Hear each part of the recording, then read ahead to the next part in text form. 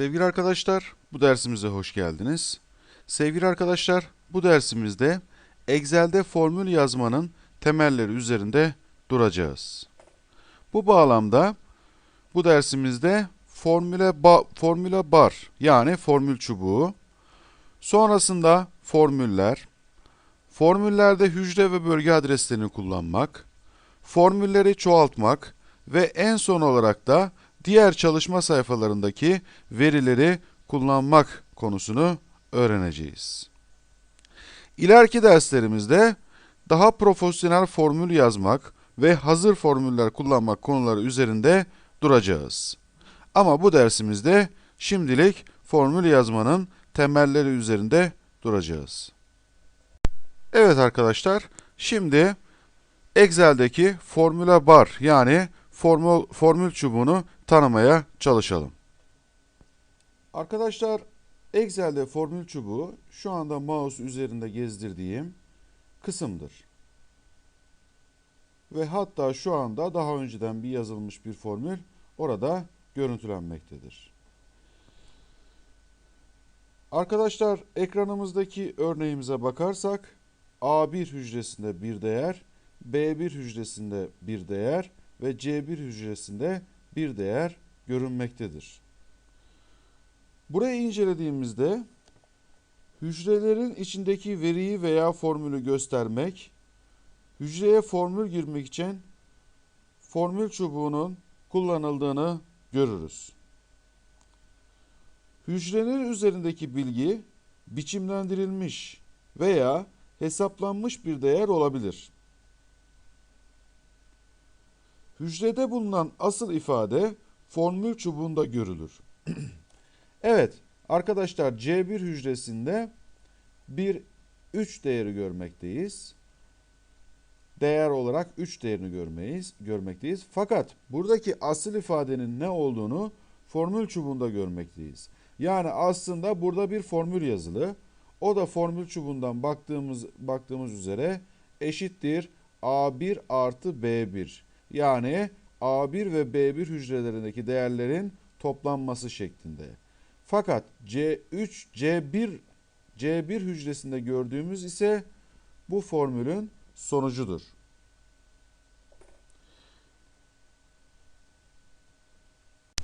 Evet arkadaşlar, şimdi formüller yani formül yazmaya bir başlangıç yapalım ve bu işin temellerini öğrenmeye çalışalım. Bir hesap tablosu programı olan Excel'in esas amacı veriler üzerinde hesaplamalar yapmak ve bu hesaplamalar sonrası oluşan sonuçları verilerle birlikte tablo halinde göstermektir. Excel'de hesaplamaların yapılabilmesi için daha çok kullanıcılar tarafından oluşturulan formüller kullanılır. Yani hazır formüllerin haricinde kullanıcıların kendi matematiksel fikirleriyle oluşturdukları formüller kullanılır. Hesaplamaların Excel'in esas amacı olması formüllerin iyi bilinmesini gerektirir.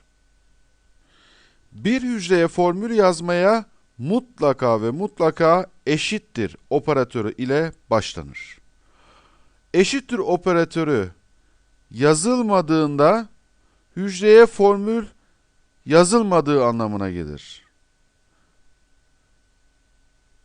Örneğin arkadaşlar, bir hücreye 2 artı 1 ifadesi yazıldığında burada formül yoktur. Ve sadece metinsel bir ifadedir bu. Şayet bir hücreye eşittir 2 artı 1 ifadesi yazılırsa bu bir formüldür. Bir başka örnek olarak 1 ifadesi bir sayıdır. Ama eşittir 1 ifadesi ise bir formüldür. Arkadaşlar burada bir konuya değinmek istiyorum. Eşittir 2 artı 1 ifadesi bir formüldür. Sabit sayıların kullanıldığı bir formüldür. Fakat burada formülde hücre adresi kullanılmamıştır. Eşittir 1 ifadesi ise bu da bir formüldür. Fakat burada herhangi bir matematiksel işlem yoktur. Ve eşittir 1 formülü her ne olursa olsun o hücreye 1 ifadesinin yazılması gerektiğini bildiren bir formüldür. Bir formülün içerisinde hücre ve bölge adları, işlem işaretleri yani operatörler ve fonksiyonlar yer alır. Formülün kurallara uygun olarak yazılması durumunda formülün yazıldığı hücrede sonuç görünür. Formülün yazılımında bir yanlışlık veya başka bir sorun olması durumunda ise hücrede hata mesajı görüntülenir. Sevgili arkadaşlar, formül içerisinde işlem yaparken kullanılan başlıca işlem operatörlerini görelim. Bu işlem operatörlerinin çoğu arkadaşlar ilkokuldan beri öğrendiğimiz normal matematiksel operatörler. Evet, tabloda da görüldüğü gibi toplama operatörü, çıkartma, çarpma, bölme bunlar ilkokuldan beri öğrendiğimiz operatörler. Onun haricinde üst alma, yüzde hesaplama, metin birleştirme ve parantez operatörlerini de tabloda görmekteyiz. Evet, bu konuyla ilgili birkaç örnek tabloda görüntülenmekte. Eşittir 8 artı 5 bir formüldür. Sonuç 13'tür arkadaşlar. Eşittir 50 eksi 26 bu da bir formüldür. Eşittir 3 çarpı 15 bu da bir formüldür. Eşittir 64 bölü 4 eşittir 2 üzeri 3. Sonuç 8'dir ve bu da bir formüldür. Fakat 2'nin 3. kuvvetinin nasıl yazıldığına dikkat edelim Excel'de. Eşittir 200 çarpı 20 yüzde. Bu 200'ün %20'sini almaya yarayan bir formüldür, bir ifadedir. Burada 200 yerine örneğin eşittir A1 çarpı 20 yüzde olsaydı bunun anlamı da A1 hücresindeki değerin %20'si anlamına %20'sini al anlamına gelir. Bir sonraki örnekte ise birleştirme operatörünün nasıl kullanıldığını görmekteyiz. Tırnak işareti içinde bilgi, birleştirme operatörü tırnak içerisinde sayar formülü, bilgi ve sayar metin ifadelerini birleştirerek sonucun bilgisayar olmasını sağlar. Şimdi bu formülde en çok dikkat etmemiz gereken durum, metin ifadelerinin formül yazılırken tırnak işareti içine alınmasıdır. Örneğin burada bilgi ifadesi bir metindir, bir teksttir. Sayısal bir ifade değildir. Ve dolayısıyla tırnak işareti içine alınmıştır. Ve sonuç olarak da bilgi metin ifadesiyle sayar metin ifadesi birleştirilmiştir. Eğer sayıları da yani sayısal ifadeleri de metin olarak kabul etmek istiyorsak, sayısal ifadeleri de tırnak işareti içine alırız. O zaman bu bir sayısal ifade olmaktan çıkar, metin ifadesine döner. Örneğin 525 sayısını tırnak işareti içine aldığımız zaman artık bunun bir text ifadesi olduğunu ifade eder. Bir sonraki örnekte eşittir 2 çarpı parantez içinde 3 artı 1. Burada da sonuç 8'dir. Bu formülde de dikkat edilmesi gereken husus matematikteki öncelik sırasıdır. Önce parantezin içi yapılır. 3 artı 1 4. Sonra 2 ile çarpılır. 8 sonucunu bulur formülümüz. Eğer bir formül içerisinde bir grup işlem bir arada yapılacaksa, öncelik hakkı verilmek istenen işlemler gruplanarak parantezler içerisinde yazılmalıdır. Bir formül üzerinde işlem yapılırken matematiksel işlem sırası takip edilir.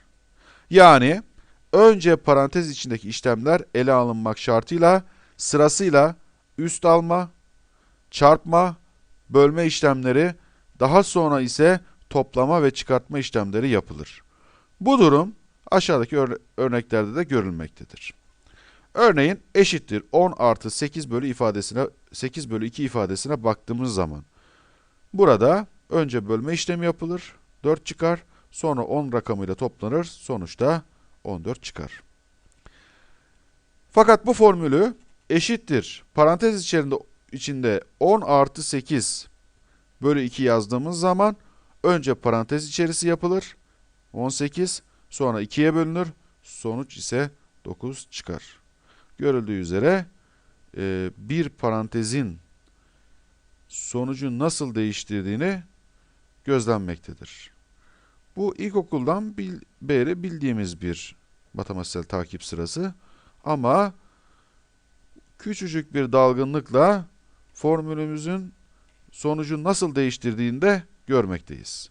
Başka bir örnekte ise 2 artı 3'ün ikinci kuvveti. Burada öncelik sırası 3'ün karesinin alınmasıdır. 3'ün karesi 9'dur. 2 ile toplanır. Sonuç 11'dir. Bu formülü parantez içerisinde 2 artı 3 üstü 2 şeklinde yazarsak önce 2 ile 3 toplanır 5'tir. Sonra 5'in karesi alınır. Sonuçta 25 çıktığı görünmektedir. Evet sevgili arkadaşlar. Şimdi formüllerde hücre ve bölge adreslerini kullanmak üzerinde duralım. Microsoft Excel'de formül hazırlanırken hücre isimleri kullanılır. Ekranda görmekte olduğumuz örnekte öğrenci notlarının girildiği tabloda öğrencilerin not ortalamalarını hesaplatmak için D sütunundaki hücrelere ekranda gördüğümüz gibi formüller yazılmıştır. Örneğin bir tablo görmekteyiz. Burada 4 öğrencinin ara sınav notları, final notları ve final notları yer almaktadır. Ve formül yardımıyla bu öğrencilerin ortalamalarını hesaplatmak istemekteyiz. Burada D2 hücresine yazmamız gereken formül B2 artı C2 bölü 2'dir. Bu şekilde birinci öğrencinin ortalamasını hesaplatmış durumdayız. Formül yazıldıktan sonra Enter tuşuna basarak veya başka bir hücreye tıklayarak sonucu görüntüleyebiliriz. Dolayısıyla birinci öğrencinin ortalaması 85 olmuştur. Formüller girilirken hücre isimleri klavye ile yazılabilir veya hücrenin üzerine tıklanarak Excel tarafından formülün içine yazdırılır. Bu sırada formülün içerdiği hücreler ve bölgeler renkli çerçeveler halinde gösterilir. Hemen bunu uygulamalı olarak görelim. Ben D2 hücresine yazdığım formülü siliyorum. Evet. Sadece eşittir kaldı. Eşittir kaldı.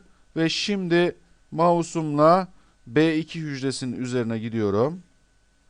Tıklıyorum. Evet. B2 şu anda işaretlendi. Evet. Ve artı diyorum. Artı dedikten sonra, bakın artı dedikten sonra B2 hücresi renkli bir şekilde çerçeve içine alınmış durumda. Şimdi artı dedikten sonra sol tuşumla C2 hücresine tıklıyorum. Evet. Bu şekilde de C2 hücresini yazdırmış oldum. Formülüm hazır. Yani burada söylemek istediğimiz durum, formül klavyeden yazılabileceği gibi eşittir ifadesini, operatörünü yazdıktan sonra mouse'umuzun sol tuşu ile hücrelerde işaretlenebilir. Evet. Fakat burada formülümüzü yazdıktan sonra paranteze alıyoruz. Ve bölü 2 yapıyoruz. Enter'a bastıktan sonra sonucumuz görüntülenmiş durumda 85. Evet, burada D3 hücresine yazılan formül nedir? B3 artı C3 parantez içinde bölü 2'dir. D4 hücresine yazılan formül B4 artı C4 bölü 2'dir.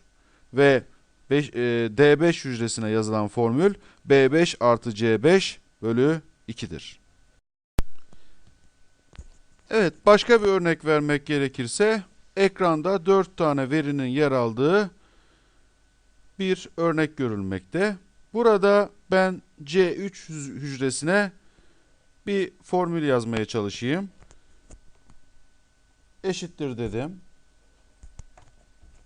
Word'de tablolarda formülleri anlatırken söylemiştik. Bir sum formülümüz vardı ve aynı formül Excel'de de vardı. Sum formülü toplama yaptırmaya yarıyordu. Sum formülünü yazıyorum.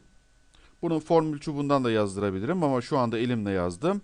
Ve parantezimizi açıyoruz. Şimdi buraya bölge adresi yazmak istiyorum. Elimle de yazabilirim, mouse'la da seçebilirim. Hemen mouse'umla seçiyorum bu var olan 4 hücreyi.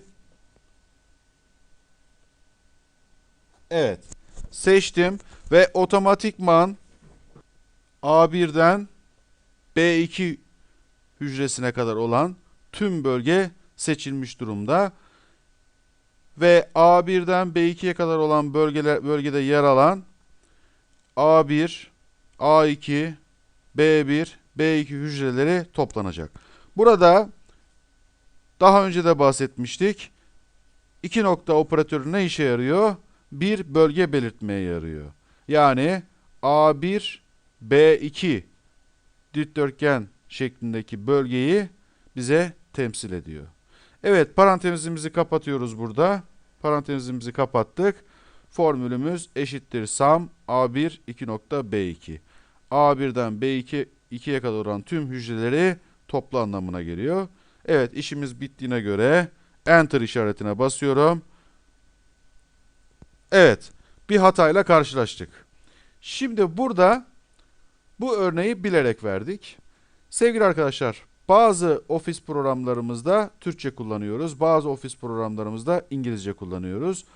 Burada bilerek Türkçe Excel kullandık. Şimdi burada bir hatayla karşılaştık. Aslında yazdığımız formül yani eşittir sum A1 2.B2 formülü tamamen doğru. Fakat Enter'a tıkladığım zaman ad yani name hatası vermekte. Bu örneği bilerek yaptık. Niye böyle bir hatayla karşılaşıyoruz? Sevgili arkadaşlar, bu hatayla karşılaşmamızın sebebi çünkü şu anda Türkçe Excel kullanıyoruz. Dolayısıyla burada yazdığımız sum formülünün yerine bu sum'un Türkçesi olan topla formülü yer alması gerekir. Evet, bunu hemen değiştirelim. Evet, sum formülümüzü Türkçeleştirdik. Topla A1 2.B2 oldu. Şimdi Enter'a basarsak biraz önceki hatayla karşılaşmayacağız ve sonucumuzu doğru olarak görüntüleyeceğiz. Evet, görüldüğü üzere toplamımız 10 olarak bulundu. Evet arkadaşlar, şimdi formülleri çoğaltmak nasıl olmakta? Onun üzerinde duralım. Biraz önceki örnekte verilen not ortalamaları hesaplanırken her öğrencinin ortalaması için ayrı ayrı formül girilmişti. Eğer öğrenci sayısı bu örnekte 4 değil de yüzlerce olsaydı ne yapacaktık? Bizim teker teker formül yazmamız pratik bir işlem olmayacaktı. Microsoft Excel'de formül girişlerini pratik hale getiren formül çoğaltma yöntemi vardır. Bu yöntemde tüm hücrelere tek tek formül girmek yerine sadece ilk hücreye formül girilir, daha sonra bu hücre formülün yazılacağı diğer hücrelere kopyalanır. Evet, görüldüğü üzere ekranda görmekte olduğumuz örnekte C sütununa ve D sütununa rakamlar yazılmış durumda ve biz E sütununa formül yazmak istiyoruz. Evet, E1 hücresine bir formül yazdık. C1 artı D1 yani C1 ile D1 hücresini toplamak istiyoruz. Bu formülü yazdık, Enter'a bastık. Evet, sonuç 4 olarak görüntülendi. Şimdi en basit formül kopyalama yöntemi, örneğin E1 hücresindeki formülü normal kopya yapalım.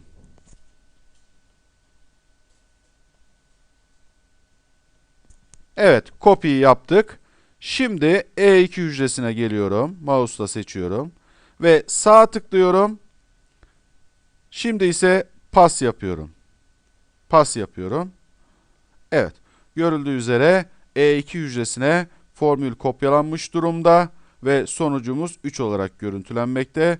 Şimdi E2 hücresine çift tıklayarak formülümüzü görüntüleyelim. Evet, C2 artı D2 olarak görüntülenmekte. C1 artı D1'di. E1'de yazan formülümüz. E2'de yazan formülümüz de C2 artı D2 oldu. Görüldüğü üzere kopyaladığım zaman indeksler birer arttı. Sevgili arkadaşlar, şimdi ise en çok kullanılan formül çoğaltma yöntemini görelim. Çünkü biraz önce yaptığımız copy paste yöntemi verilerin yüzlerce olduğu durumda oldukça pratik olmayacaktır. Şimdi E1 hücresine formülümüzü yazmıştık. C1 artı D1 diye. Şimdi E1 hücresinin sağ alt köşesinde bir nokta bulunmakta. Bu noktaya mouse'umu getiriyorum. Şimdi yavaş yavaş tüm verilere doğru aşağı doğru çekeceğim. En son verimiz 7. satırda. 7. satıra kadar bu tutamaçtan aşağı doğru çekiyoruz.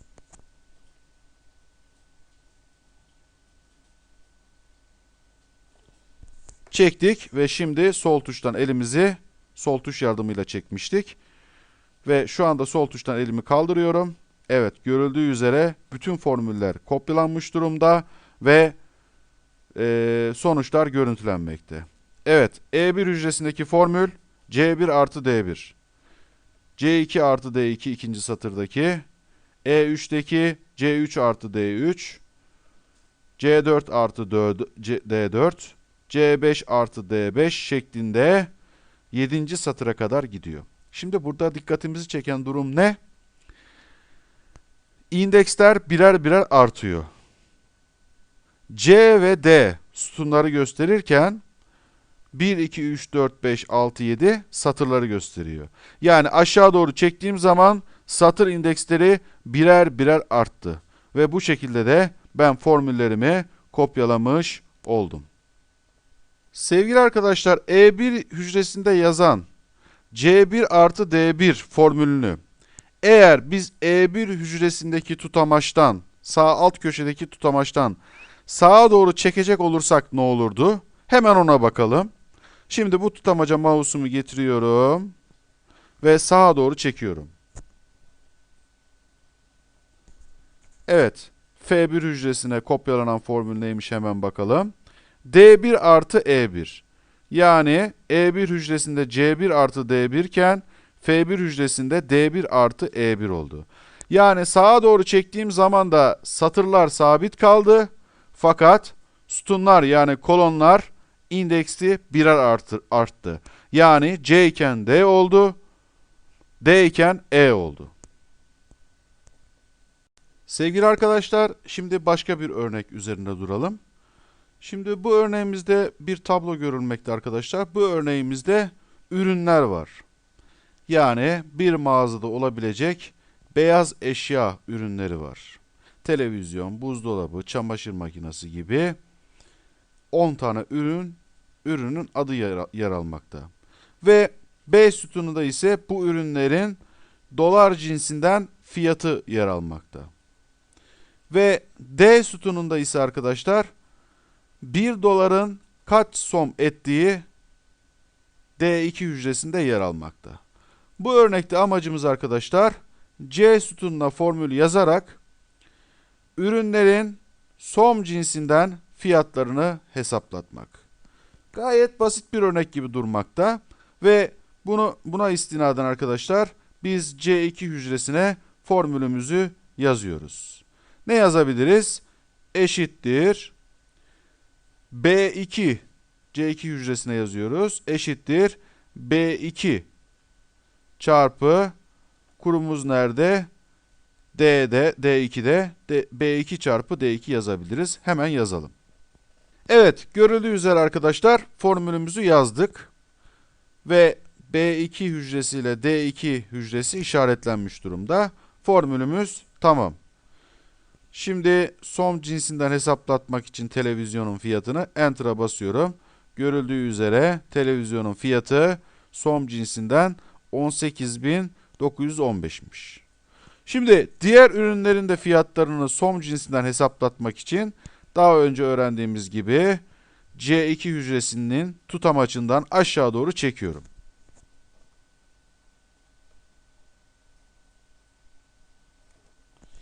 Çektim ve bıraktım arkadaşlar. Ama bir baktık ki arkadaşlar C3 satırından itibaren formülü kopyalamama rağmen diğer hesaplamaların hepsi 0 olarak çıktı. Peki bunun sebebi nedir? Nereden çıktı yanlışlık? Hemen inceleyerek bakalım arkadaşlar. Sevgili arkadaşlar, C2 hücresinde formülümüz B2 çarpı D2 idi. Burada bir problem yok. Hemen C3 hücresine bakalım. B3 çarpı D3.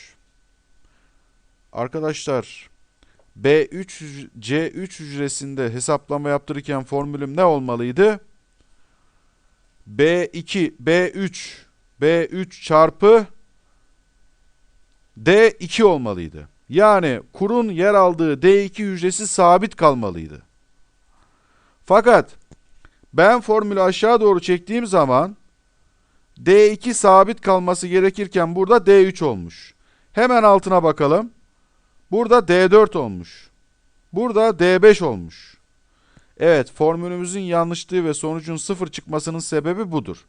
Yani biz formüllerimizi kopyaladığımız zaman B3, B4, B5 şeklinde indeksler artarken buradaki D2'nin aşağı doğru çektiğimde bile sabit kalması gerekir. Peki, bunun için ne yapmamız gerekir arkadaşlar? Arkadaşlar, formülü yazarken sütunun veya satırın sabit kalmasını isteyebiliriz. Eğer sütunun ve satırın sabit kalmasını istiyorsak arkadaşlar, önüne dolar işareti koymamız lazım. Eğer sütunun sabit kalmasını istiyorsak sütunun önüne dolar işareti, satırın sabit kalmasını istiyorsak satırın önüne dolar işareti koymamız gerekir. Veya hem satırın veya hem sütun ikisinin birlikte satır ve sütunun sabit kalmasını isteyebiliriz. O zaman her ikisinin önüne de dolar işareti koymamız gerekir. Evet arkadaşlar, C2 hücresindeki formülde D2 kısmının 2'nin önüne, yani ikinci satırı temsil eden D2'deki 2'nin önüne dolar işareti koydum. Ve şimdi ne olacak bir bakalım. Enter'a bastım. Ve şimdi aşağı doğru çekiyorum arkadaşlar. Evet, görüldüğü üzere sonuçlar görüntülendi. Bunu nasıl sağladım? D2 formülümdeki D2'deki 2'nin önüne dolar işareti koydum. Dolayısıyla bakarsak aşağı doğru D2'nin hep sabit kalmasını sağladım. Evet arkadaşlar. Burada bakın B2 formülümdeki B2 alt tarafta B3, B4, B5, B6, B7 şeklinde artarken D2'ler hep sabit kalmakta. Bu şekilde formülüm doğru olmuş. Sevgili arkadaşlar, eğer C2 hücresinde yazan formülde D sütununun önüne de dolar işareti koyarsak, burada da D sütununun sabit kalmasını sağlarız. Yani formüldeki D2'de 2'nin önüne dolar işareti koyarak ikinci satırın D'nin önüne dolar işareti koyarak da D sütununun sabit kalmasını sağlarız. Hatta bu örnekte bunu bu şekilde yapmamız sonuçta herhangi bir değişiklik yapmayacaktır. Yani bu formülü tutamaçtan aşağı doğru çekersek aynı sonuçta karşılaşırız. Arkadaşlar, şimdi Excel'de farklı çalışma sayfalarındaki verileri kullanarak formül yazmak üzerinde duralım. Sevgili arkadaşlar, farklı sayfalardaki hücreler formül içinde kullanılırken hücre adlarının önüne ünlem işaretiyle birlikte sayfa adı yazılır. Yani sayfa adı, ünlem işareti, hücre şeklinde. Örneğin sayfamızın adı Kenan olsun. Kenan ünlem A1, Kenan sayfasındaki A1 hücresini temsil eder. Sevgili arkadaşlar, şimdi örneğimizde durumu daha açık bir şekilde anlatmaya çalışalım. Örneğimizde, belgemizde 3 tane sayfa var. Bunlardan alt tarafta gördüğümüz gibi sayfalardan birincisinin adını değiştirerek bilgisayar 1, ikincisi bilgisayar 2 ve üçüncü sayfamızın adı da toplam sayfası. Birinci sayfamızda, yani bilgisayar 1 isimli sayfada birinci kategori bir bilgisayarın parça listesi ve dolar cinsinden parça fiyatları yer almakta. İkinci sayfada, yani bilgisayar 2 sayfasında ise ikinci kategori bir bilgisayarın parçaları ve parça fiyat listesi yer almakta. Ve üçüncü sayfada ise toplam şeklinde bir tablo bulunmakta. Şimdi arkadaşlar, biz burada parçaların isimleri yazmakta ve parça fiyatı kısmında ise birinci kategori bilgisayarla ikinci kategori bilgisayarın parça fiyatlarının toplamını buraya formül yardımıyla yazdıracağız. Fakat şu anda üçüncü sayfadayım, yani toplam sayfasındayım. Ben örneğin işlemci parçasının toplam parça fiyatını hesaplatmak için, yani B3 hücresine toplam işlemci fiyatını yazdırmam için verileri nereden almam gerekiyor? Bilgisayar 1 isimli sayfadan ve bilgisayar 2 isimli sayfadan almam gerekiyor. O halde buraya yazmam gereken formül ne olacaktır? Eşittir bilgisayar 1 ünlem işareti B3 artı bilgisayar 2 ünlem işareti A3 olacaktır. Evet sevgili arkadaşlar, görüldüğü üzere toplam sayfasının B3 hücresine formülümüzü yazdık. Eşittir bilgisayar 1 ünlem işareti B3. Yani bunun anlamı bilgisayar 1 sayfasından B3 hücresini al anlamına gelir.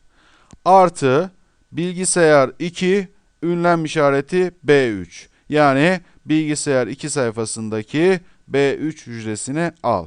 Şimdi bu iki hücreyi toplayacak. Farklı sayfalardan veriler aldık.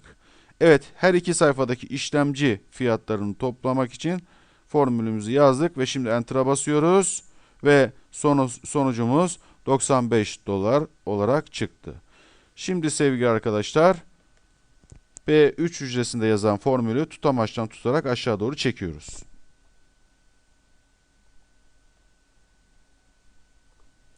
Görüldüğü üzere diğer hücrelerdeki formüller de hesaplanmış durumda. Örneğin anakart için bilgisayar 1 isimli sayfadan B4 hücresini aldı. Artı bilgisayar 2 isimli sayfadan B4 hücresini aldı ve sonucu bize hesaplatmış oldu. Evet arkadaşlar, farklı sayfalardaki verileri kullanmakla ilgili ikinci bir örnek daha yapalım. Arkadaşlar, bu belgemiz 3 sayfalar oluşmakta. Birinci sayfamız sayfa 1 isminde, ikincisi sayfa 2, üçüncüsü sayfa 3 isminde. Sayfa 1'de A1'den A5'e kadar isimler var. Sayfa 2'de ise yine A1'den A5'e kadar isimler var. Ve ben sayfa 3'e formül yazmak istiyorum. Ve yazdığım formül şu şekilde. Eşittir, parantez içerisinde. Formül yazarken arkadaşlar parantez kullanmaktan korkmayın. Çünkü parantez çoğu zaman işlem yanlışlıklarını giderecektir. Şimdi eşittir, parantez içerisinde sayfa 1 ünlem işareti A1. Yani sayfa 1'deki A1 hücresindeki veriyi alıyoruz. Birleştirme operatörü tırnak işareti içerisinde boşluk tekrar tırnak işareti. Tekrar birleştirme operatörü sayfa 2 ünlem işareti A1 parantez içerisinde. Burada da sayfa 2'deki A1 hücresini alıyoruz. Şimdi bu formülde arkadaşlar ortada, birleştirme operatörünün ortasında iki tırnak içerisinde bir boşluk bulunmakta. Bunun anlamı ne? Şimdi öncelikle söylememiz gereken durum, boşluk da bir karakterdir ve bir metin ifade eder. Dolayısıyla boşluk bir karakter olduğuna göre bunun da tırnak işareti içine alınması gerekir. Bu sebepten dolayı boşluğu tırnak işareti içine aldık. Ve burada boşluk vermemizin anlamı isimle soyad arasında bir karakterlik boşluk olması için. Ve şimdi Enter'a basıyoruz. Sayfa 1'den A1 alıyor. Boşluk. Sayfa 2'den A1 alıyor. Ve bize sonucu söylüyor. Görüldüğü üzere sayfa 3'teki A1 hücremizde Mehmet Kenan Dönmez oldu. Yani Mehmet Kenan'la Dönmez'i birleştirdi. Araya da bir boşluk koydu. Mehmet Kenan Dönmez olarak ifade etti. Şimdi A1 hücresindeki formülü aşağı doğru tutamaçtan uzatarak kopyalamış olalım.